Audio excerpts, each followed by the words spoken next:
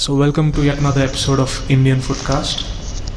So I am Naren, and we don't have Jeetu here with us at the moment, but we got a guest speaker.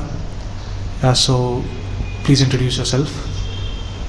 Hey guys, I am Bharath and I'm an Arsenal fan. So yay, 9 years of trophy drought is over.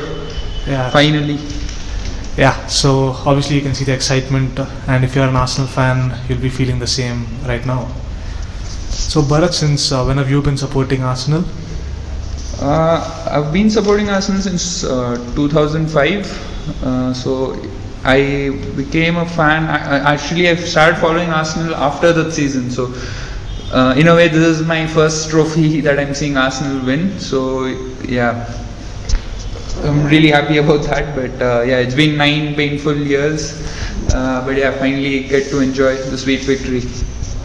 Yeah, and from here you think Arsenal could get to bigger heights? I mean, I hope so, but I'm not too sure. Like, we need the right investments, and even talking about the final, what happened was just before the game, I had been to the Arsenal Bangalore Gunners screening. So they had this Q&A session there, and everybody seemed like super confident about the game. And they had this Q&A session where they were asking people about the score line and who the goal scorers would be, and people were suggesting 4-0, 3-0, 5-0 and such absurd scores. And I was sitting in a corner and I was thinking, are these guys nuts? If there's one thing you've learned following Arsenal is you never do it the easy way. And then finally the mic came to me and I was like, no ways, I don't care who scores, I just want Arsenal to win. I don't care if it's Arsene Wenger who comes on as a sub and bundles the ball in. I just want us to win. And then I had like a few people booing me and like they were like, you're not confident and all, but whatever. Now I'm just happy that we've won. Yeah, I guess that's what makes football what it is, right? I mean, there's always an upset on the cards. Yeah, I mean, I have seen one upset too many.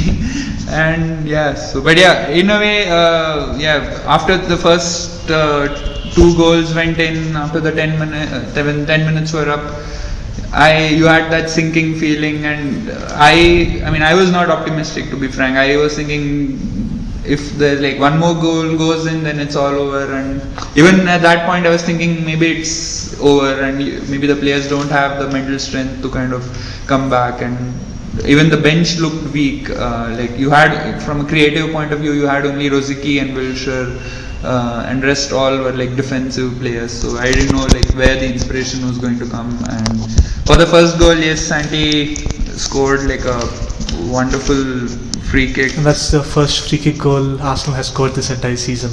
Yeah, and what a time to score. Yeah. So yeah, and that was a beautiful goal. And I was actually surprised. I thought the keeper could have saved it.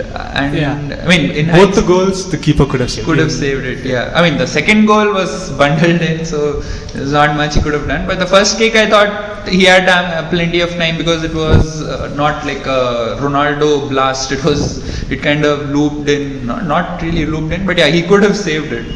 And yeah, then there were some rumors going on that Arsene Wenger had told, it was analysed that McGregor, I think, the Hull goalkeeper, his weaker side was his left side, so all free kicks, Arsene Wenger had instructed that all free kicks need to be fired in on that side. So yeah, maybe they did their homework, and yeah, it panned out well.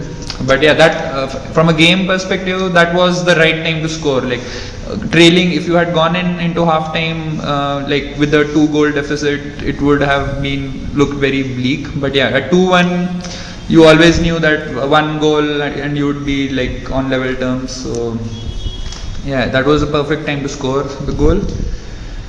And yeah. And the second goal was, again, it was bundled in typical Koscielny. If at all you want a man and you trust a man to bundle a goal home from a set piece, it has to be Koscielny. So he's been doing that on various St. Tottenham days now. So yeah, that was again, classic set piece goal, if you may say, wherein everybody bundle the ball in, I don't know, whatever. And yeah, after that Arsenal actually looked much confident, and from then on I think we were in like complete possession and complete control of the game. And yeah, in the extra time again it was Arsenal-esque goal and It was set up really well. it was set up really well, and I mean, the one person who deserves to score a cup final winner, at least for his exploits this season, Ramsey. And he came in and like a very good back heel by Giroud, who people have been criticizing a lot this season. And yeah, first time he just poked it in, so yeah, wonderful goal. And then of course, like I said, Arsenal don't do it the easy way. You had like a wise man once said, you never go full retard. That's just what our goalkeepers tend to do. And in the some 118th minute or something, Mertesacker, for some unknown reason, decided to trip and just fall down. And Fabianski went all crazy, and he like came out of his goal line, and he was just running I don't know where, and luckily the shot Aluko, I think, he didn't shoot on target, and yeah, and we won the cup, so yay, can't complain now. Yeah, so what's done is done. Final point is you guys are the winners. Yeah, we're the winners and the monkeys of the back, so hopefully we continue this search ahead in the next season. Yeah, so Bharath, where do you think Arsenal should invest in order to continue their run of form and possibly win in the Premier League and Champions League? The Champions League is a far off project, but yeah, investments, I mean, you need to start invest. There are like quite a few positions that need to be invested. First of all, we need to strengthen the goalkeeper. So as you know, Fabianski has already confirmed that after the FA Cup final that he is going to leave next season. So we'll need a better backup keeper, and there is Viviano, who was on loan from the Italian league, but I think when Arsene Wenger signed him, he was perceived as a backup for Fabianski, and maybe the plan was to assess him over this season and maybe buy him for the 2015 season. But since he's not played even a single game, I think Wenger is not too impressed with him, so I don't think we'll be following up on that interest there. So yeah, we'll definitely need a goalkeeper who's like a good backup and will always keep challenging Szczesny. And then there is the right back slot. And who do you think are the potential targets for that to be as a backup for Szczesny? I am not too sure. Like I have not read about any rumors or any potential targets. So at this point, I am not too sure what the club has in mind. Okay. And then moving on to the defense, then obviously Bakary Sagna is leaving, and he is again reportedly Is it confirmed that he's leaving?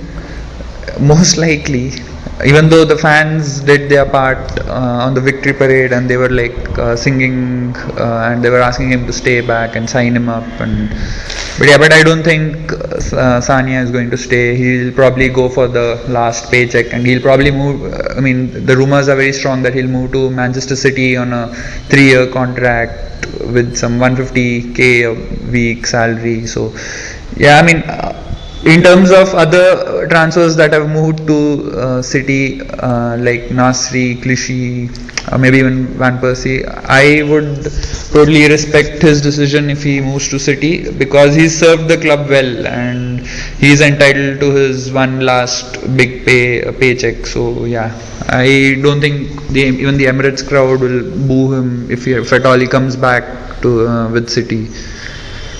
Well, we already have Jenkinson as a backup for the right back role.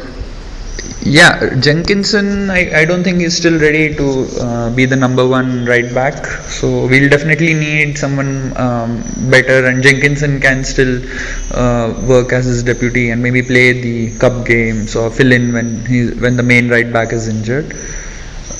So yeah, and in the right back position, I think we are looking at Serge Aurier. yeah, from the French league, and I am pretty impressed by Coleman from Everton, but I don't. They won't sell him. Yeah. Yeah, they won't sell him. He's been probably, arguably the best performer, one of the best. One of the best performers along with Barkley, but yeah, if he moves to Arsenal, it'll be like a super signing, an awesome signing.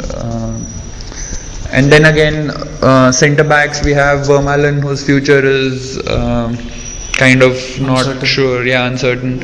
So there are rumors that Napoli want to buy him. So yeah, that again, if he does leave, then we'll again need like a proper centre back who can fill in for either of Mertesacker or Koscielny. So yeah, that's another area where we need to strengthen. And left back, I think our bases are covered. We've got Gibbs and Monreal, who's just moved, and I don't think either of them will be leaving. And traditionally, left back is one position where Arsenal are usually very strong. Like right from Cole, we had Clichy, we had then we had Gibbs, and now Monreal. yeah, Monreal, Vermaelen. No, I'm even from the youth academy. Okay, Like not I'm talking being promoted. yeah, not from like outer buy, but from the youth academy. And we had one more guy who just moved to Swansea. Traore. No, not Traore. Yeah, I forgot his. Yeah, so left back is I don't know, maybe the academy has a good defensive left back coach or something. I don't know. Yeah, and going, I mean, the other main focus area would definitely be the striker. We definitely need one striker, if not two, because I don't consider Yaya Sanogo to be a good backup. He needs another year, so maybe you can just send him out on loan. So yeah, we definitely need one striker and not somebody in the mold of like Giroud. We need maybe a small, mobile, fast striker who can run the channels and who can actually like run onto passes that hopefully Mesut Ozil will start providing next season. So yeah, we need a mobile striker. And then there is also talks of a few loaned out players returning. Like there's Joel Campbell, the Costa Rican international. Scored against United for Olympiacos. Oh yeah, you would know everything about him. I know. Go on. So yeah, and he seems to be pretty impressive. So I think he has a better chance of breaking into the first team compared to maybe Ryo Miyachi. Okay. Who I think probably will be sold or loaned out this season. And there were talks about Carlos Vela returning. Yeah, that's an interesting rumor that's been going on because we have like a 5 million buyback clause when we sold him. So that would be a very good buy and a steal actually. And Vela himself gave an interview some time back and he said that he won't rule out the possibility of joining Arsenal because we have a buyback clause of 5 million, whereas his actual release clause for other clubs is 25 million. So yeah, and maybe Wenger should just buy him back and sell him for 25 million and use the money and to get Benzema or something. I don't know. Okay. Some fantasy talk there. Yeah, and there have been, I think since last year, Higuain, Benzema, and all have been linked. And you think this year, now that Arsenal are actually winners of the FA Cup, they could be more tempted than ever to like join Arsenal. Yeah, you would think so.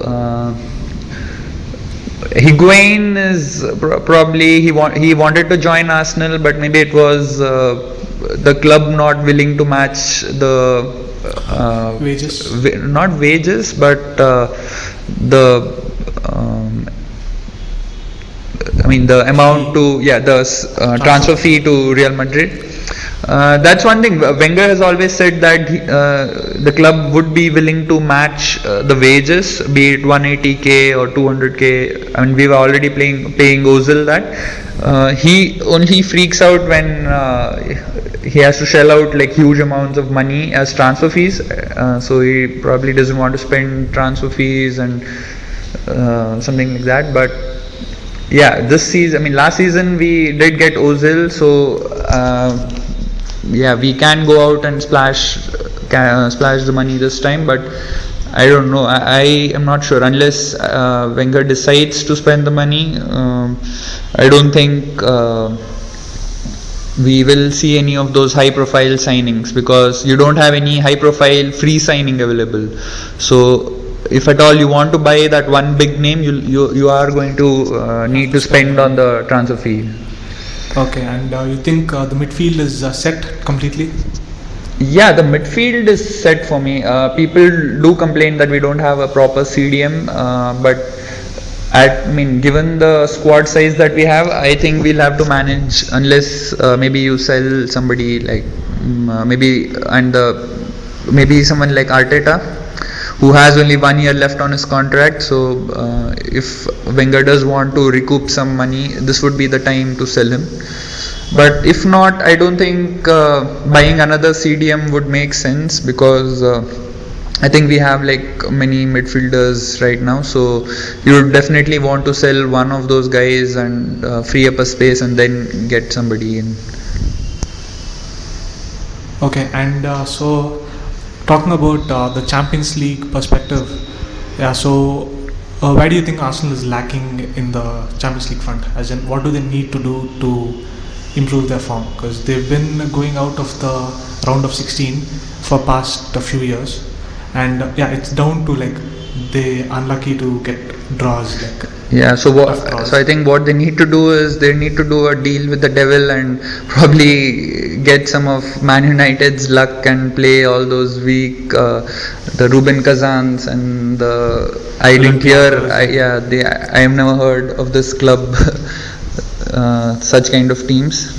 But jokes apart, I think Champions League is, again, it's all about mentality. So until now we have always had this inhibition when we played on the big nights, and this season we've been thrashed many times whenever we needed to perform, and especially in the big games we have failed miserably. So it would be interesting to see how the team reacts next season, and hopefully they can push on and be fearless in such big games, because European football is all about those big nights, big European nights. So you can't be starstruck and be timid. You need to play your game. You need to impose yourself from the from the first minute. Yeah, and now that Arsenal have won the cup, and they don't have pressure to they've always had, like you said, they had the monkey on the back. So now that that's off, I guess you expect the performances to considerably improve. Yes, I would think so, and that's what I've been consoling myself with all these years.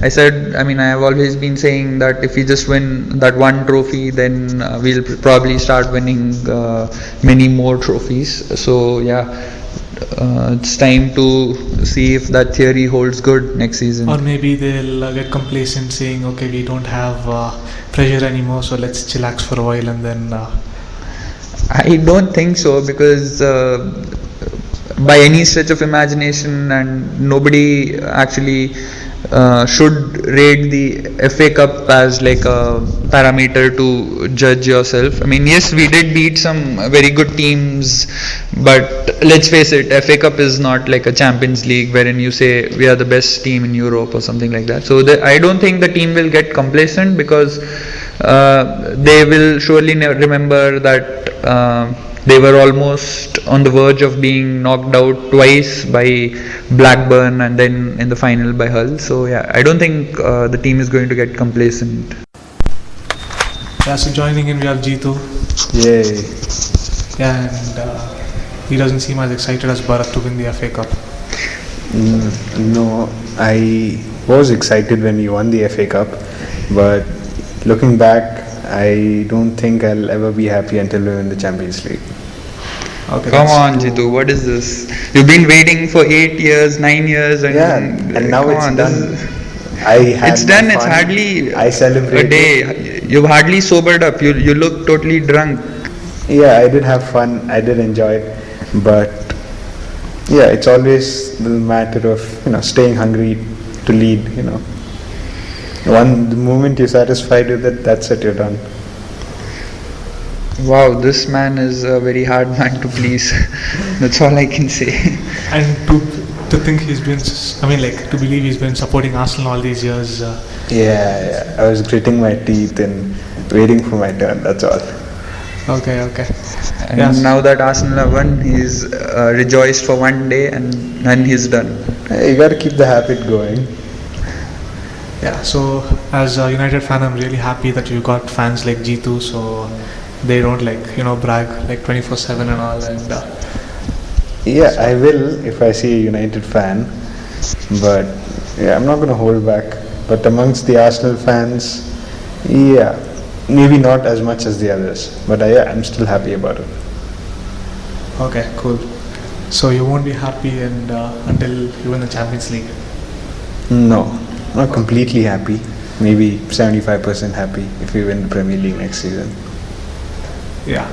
So, okay, Bharat, tell us about the contract situation of Arsene Wenger. Arsene Wenger was waiting for the FA Cup final results to decide his future. I mean, that's what I think. And now that we've won the FA Cup, and even though he continuously claimed that he would sign on irrespective of the results, I think that would have been wrong or too premature if he had signed in before the finals and if he had lost the finals, because I think this was the season where it was like you had to decide like if you want to stick with Wenger or you want to change, like how United have done, and it's not turned out well, by the way. So, and I'm very happy that Wenger won the FA Cup, and now hopefully he signs on for like whatever the next 3 years as being reported, because I think you need, because a club like Arsenal where you don't have that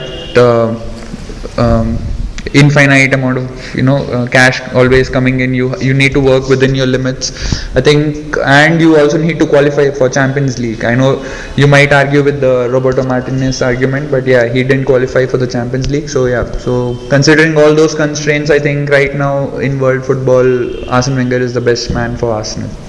Yeah, and I guess now is not the time to leave Arsenal because, they've just won their first trophy, and I guess everyone would expect them to go on and win more stuff. I mean, the bar has obviously been raised, so I guess now wouldn't be the right time to leave. No, but do you think Wenger was scared of getting the sack? Because if he had signed a contract before the FA Cup final and lost, Arsenal would have been very tempted to sack him. Is that why he didn't sign? No, I don't think so. I think the board are very happy with what Arsene Wenger is doing. I think, at least from the board's perspective, he has a life for job. They won't sack him no matter what, because two things that he will guarantee them is Champions League football and financial stability, yes, and brand loyalty, because you might argue this point, but I think there are like few percentage of Arsenal fans, maybe 30-40%, who are like loyal to Arsene Wenger, and that fans are like very important for the club, in terms of merchandising or match tickets. But yeah, that I'm sure the number has been reducing over the years, but yeah, I think it's still a very high number. So.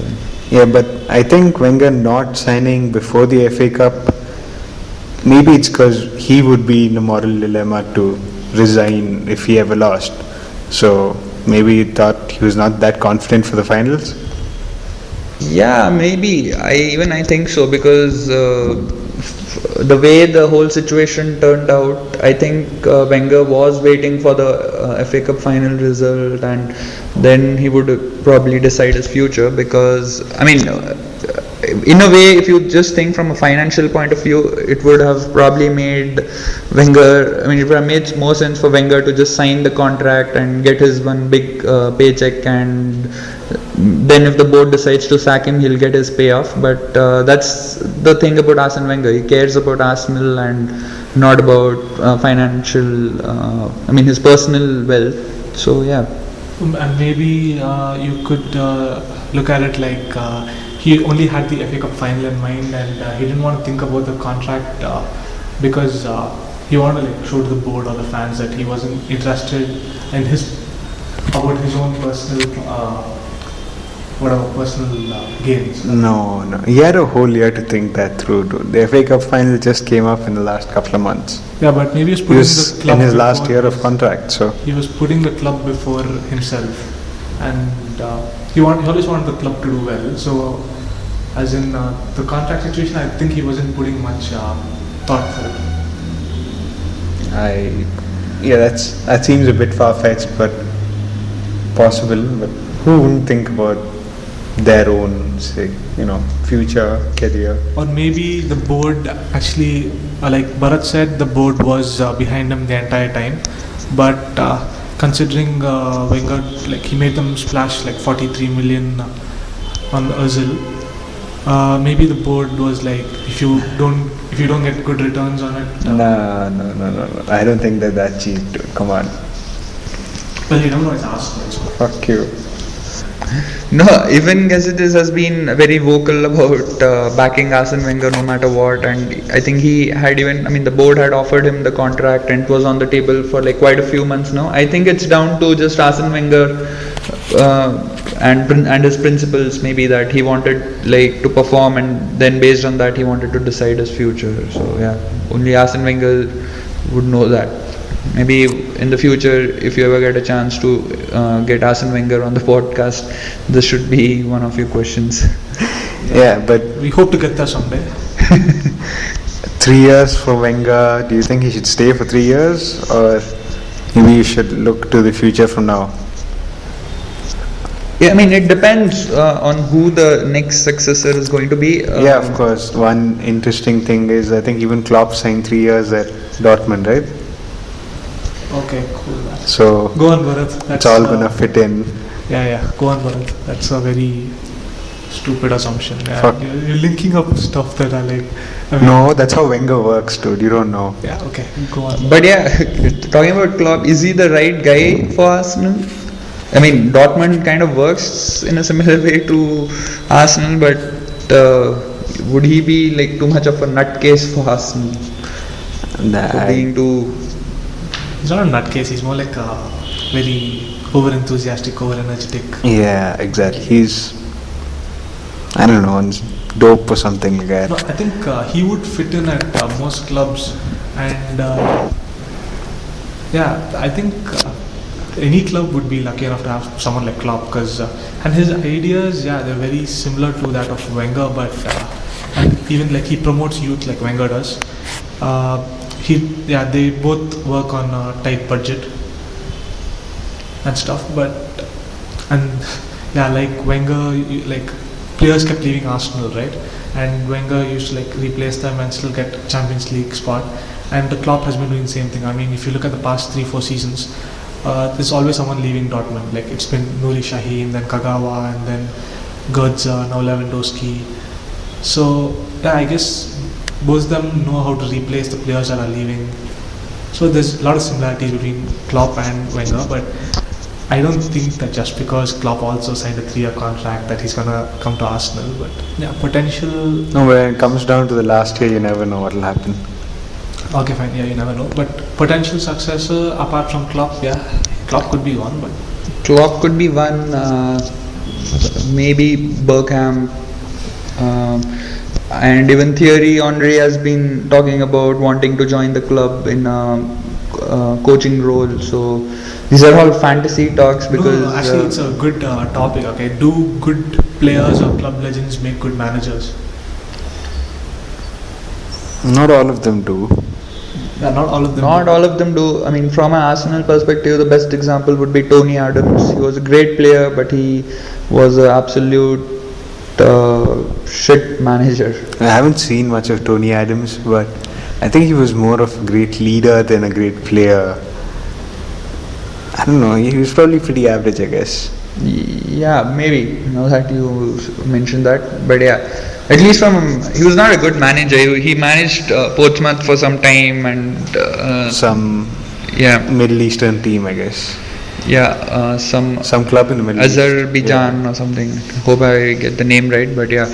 So even that experiment kind of didn't work out for And him. when they sacked him in the Azerbaijan club, they replaced a guy who applied with his football manager game stats. Okay. Okay, so So, maybe. So maybe the club was a bit of a nutcase. Can't blame him for that Azerbaijan And yeah, mess there's up. a lot of players like that. Even like Sir Bobby Charlton, yeah, he's Sir Bobby Charlton, and yeah, so he's a club legend, and he's a good footballer. He's a great footballer. Most people would agree. But yeah, he's had bad stints at a lot of clubs. So obviously he didn't make a good manager, even though being a good player. And Joachim Löw, on the other hand, no one even knew he used to play football or something. Yet he made a good manager. Yeah, if you look at the current managers like who are managing the top clubs, you have Arsene Wenger, you have Jose Mourinho, and who have not been like good players, but they are like extremely good managers. You have Brendan Rodgers, maybe. I mean, yeah, he did play, I He guess. did but play. His career was cut short, I guess, right? Yeah. He did play fairly decent. I think he did play in Premier League as well for a while, not completely. So yeah, and on the other hand, you have like good players who have gone into management, like Mark Hughes, who I think was an absolute disaster at Manchester City. So He was a good player at United. He's like yeah, he was a one good of your player at legends. Huh? He is regarded as one of your legends. Yeah, he is. And Steve Bruce. Steve Bruce also. Steve Bruce is he's a good manager, but he's not made that next step. Like for quite a few years now, he's been managing mid-table teams and he's been doing quite well. But yeah, he's not moved on to the next level yet. So No, but I think the older generation of players, it was harder to become good coaches. But in the newer generation, I think lots of them would make good coaches. Well, If you look at United's class of '92, Okay. most of them are into coaching now, Okay. and I don't think they'll be that bad as some of the other players. As coaches. Yeah, Yeah. Okay. Yeah, maybe. and you can see even Bergkamp's doing well. So the players from maybe With like Michael Laudrup, he did really well as well. yeah, like the last decade, those who retired, I think they But would. obviously, it goes on to each. I mean, at the end of the day, it's down to each player as well. How he Of views course. the game and how he looks at the finer details of the game and how his observational skills are. Like Frank de Boer and Pep Guardiola, they played next to each other at Barca back when they were playing, and now both of them have gone on to become, well, Guardiola's proven himself to be one of the best managers in the world, and De Boer is doing really well at Ajax. So yeah, both of them are considered club legends and they're managing well. But I think, I don't know, it's theory only of possible replacement for Arsene Wenger. He's still playing though. Chill. He'll play like another 10 years or something. Yeah. But yeah, he'll play on the PlayStation for the next 10 years. No, but yeah, talking about replacements, I don't know. I can't. To be frank, I can't look beyond Arsene Wenger at this moment. What about Steve Old? No, I don't think so. I mean, we never know. he could be a good defensive coach. I mean, he is a good defensive coach, but if he does become the manager, I would worry if Arsenal kind of turns into a more defensive-minded team. I think it has to be someone very pragmatic, whose focus should be on attacking football, because Arsenal at the end of the day is now after the Wenger era is now a more attack-minded team. A lot of people seem to think that the next manager should be an ex-Arsenal player. Exactly, that's the notion Yeah. in most of the clubs, and it isn't how It it's seems supposed to be their first preference, but I don't know why that should be so. So, Jitu, where do you expect Arsenal to finish next season? Realistic target? Okay, so you mean in the league? Yeah, League, Champions League, FA Cup. It depends on a lot of things, like the players we buy and the injuries. They may suffer over the period, but if things are as it is, we did challenge for the title at least for half the season this year. So next year maybe a little longer, but it's all very relative to circumstances by then. Hopefully we are in the reckoning. I don't mind if they don't win it, but they should fight for it like Liverpool did this season, except for the slip, of course. And yeah, if they do that Literal well, Literal slip. yeah, literal slip. Okay. I choose my words carefully. Yeah. So yeah, if they do that well, I'll be happy. And defending the FA Cup shouldn't be very hard if we play a full strength team. And the Champions League, beyond the round of 16, anything's good. Yeah, but I guess in Champions League is mostly down to luck. Yeah, and we haven't been having much of that recently. Not Yeah. recently, for the past few years. Yeah, and yeah, I guess now that you won the FA Cup once, I guess again you could do it again. FA Cup is more realistic comparatively. Yeah, we had probably the toughest draw, so that shouldn't be really hard. Next time around, maybe we get lucky. And Bharath, what are your realistic expectations for next season from Arsenal? I would say the team needs to kick on from this FA Cup victory, and there has to be a trophy again next season. Maybe the FA Cup or the Premier League. That seems more realistic to me. And the Champions League is still a bit, maybe 1 or 2 seasons away. But yeah, you never know. There could be like a fairy tale story like how Atletico Madrid have this season. So, but yeah, realistically, I would say the FA Cup or the Premier League, we should bag at least one of them. Okay, so now we reached the end of the podcast. Naturally, I haven't had much to say because you're speaking about Arsenal. But yeah, we like to thank Bharath for coming onto our show and giving us his valuable opinions. Thanks, Bharath, for making it here. Hey, thanks guys, no problem. Thanks for having me here, and I'll take my payment of the 1 case of beer as promised. Thank you. Yeah, sure, Yeah, no problem. It'll reach there eventually. Yeah, so that's it from today. That's it for this episode. And next week we're gonna speak about United, their season review, and how we expect them to fare next year and stuff. So until then, I guess that's goodbye from us. Yeah, and hopefully we'll get a guest from the United camp as well. Yeah, we will. And we'll let Naren do some talking finally. Yay. And yeah, so thanks for listening in. Do follow us on Twitter. My handle is at Mr. Joykill. And I am Naren, so that's my Twitter handle is @NARENSOMPALLI, Naren Sompalli. And Bharath. And yeah, my Twitter handle is @ambinerd, AMBINERD. So do follow. Yeah, do please spread the word, and